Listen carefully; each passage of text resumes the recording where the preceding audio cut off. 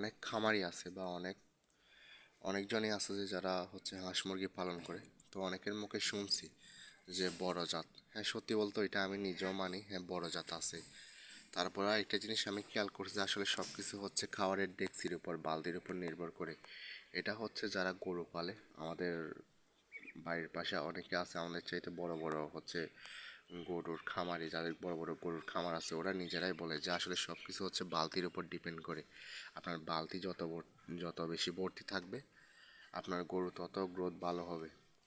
বড় জাত ছোট জাত এগুলা ওদের কাছে মানে কম আর কি, ওরা কম মানে এগুলা। তা আমি সেটাই খেয়াল করলাম আমার কাজিনের বাসায় যে চীনা হাঁসগুলো আছে, এগুলা হচ্ছে ফেদারগুলা বেড়েছে হচ্ছে 4 মাস বয়সী, আর এই সাইজের আসছে হচ্ছে 4 মাস সময় লাগছে। আর আমারগুলো এখন বর্তমান বয়স হচ্ছে 1.5 মাস। তো 1.5 মাসের মধ্যে এগুলো অনেকটা ভালো গ্রোথ আসছে। সব কিছু হচ্ছে ডেক্সির উপর ডিপেন্ড, যত বেশি ডেক্সি ভর্তি এদের হচ্ছে পেট ভালো, তত বেশি এদের গ্রোথও ভালো হয়েছে। তো যদিও আমি একটা জিনিস নোটিস করছি যে এই যে সাদা হাঁসটা হচ্ছে সর্বপ্রথম ফুটাইছিল, কিন্তু বড় হয়ে গেছে হচ্ছে ওই কালো একটা হাঁস। এটা হয়তো একটু মানে খাদক টাইপের, তো এটা বেশি খাই। এগুলার সাইজ এখন প্রায় ধরতে গেলে মায়ের সমান, মানে 3 ভাগের প্রায় 2 ভাগই পূরণ হয়ে গেছে।